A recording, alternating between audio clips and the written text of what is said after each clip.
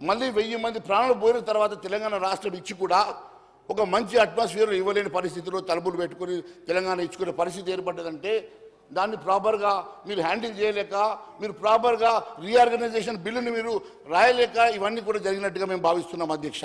అంతేకాదు అధ్యక్ష, 2 చోట్ల కూడా కాంగ్రెస్ పార్టీ నష్టపోయిందని తప్పని పరిస్థితిలోనే ఆ రోజు తెలంగాణ రాష్ట్రం ఇవ్వాల్సి వచ్చింది తప్ప వాళ్ళు తెలంగాణ రాష్ట్రం ఇవ్వాలన్న ఒక చిత్తశుద్ధి మాత్రం కనబడలేదు అధ్యక్ష. ఈరోజు నేను ఒకటే అడుగుతా ఉన్నాను అధ్యక్ష, ఈరోజు కాంగ్రెస్ పార్టీ నిజంగా మీకు ఈ బడ్జెట్లో అన్యాయం జరిగిందని చెప్పి నిజంగా కేంద్రం మాకు సపోర్ట్ చేస్తారని భావిస్తే మీరు మొన్న గెలిచిన 8 మంది రాజీనామా చేసి ఎంపీలను మళ్ళీ గెలిపించుకోండి అధ్యక్ష.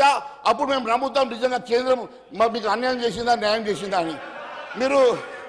మీరు ఈరోజు ఒకటి గుర్తుపెట్టుకోండి అధ్యక్ష, అధికారంలో ఉన్నటువంటి మీరు మీరు ఏదైతే సవాల్ లేదు అధ్యక్ష, భారతీయ జనతా పార్టీ ప్రభుత్వం కేంద్రంలో ఉంది, తెలంగాణకు నష్టం జరిగిందని ఈ సభలో గౌరవ ముఖ్యమంత్రి గారు సభానాయకుడిగా చర్చకు ప్రవేశపెట్టిన దాని మీద చర్చ జరిపినప్పుడు ఏదైతే తెలంగాణకు నిధులు రావడంలో విఫలమైన మీరు 8 మంది ఎంపీలు ముందు రాజీనామా చేయండి, 2 మంత్రులు రాజీనామా చేసి మీరు ముందు ఎన్నికలు రండి. మేము ఈసారి తెలంగాణకు 1 రూపాయికి ఇవ్వలేకపోయినాం, మళ్ళీ ఇస్తామన్న మాటతో మీరు రావాలి, కానీ మమ్మల్ని రాజీనామా చేయబడిందని అధికారం ఉన్నది మీరు.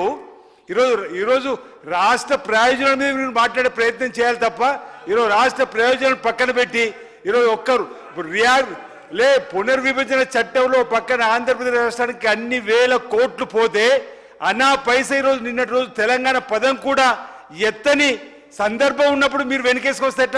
ఇక తెలంగాణ ప్రజలు మీకు 8 సీట్లు కట్టబెట్టారు, మీరు రాజీనామా చేయండి ముందుగా.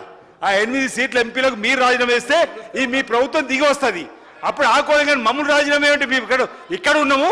ఈరోజు ఈ రాష్ట్ర ప్రభుత్వంలో తెలంగాణ ప్రజల కోసం ఈ రాష్ట్ర ప్రభుత్వం రేపు మా గౌరవ ఉప ముఖ్యమంత్రి ఆర్థిక మంత్రి బట్టి విక్రమార్క గారు ఇక్కడ ఉన్న రాష్ట్ర వనరుల మీద ఈ తెలంగాణ అన్ని వర్గాల కోసం ప్రవేశపెడతారు బడ్జెట్.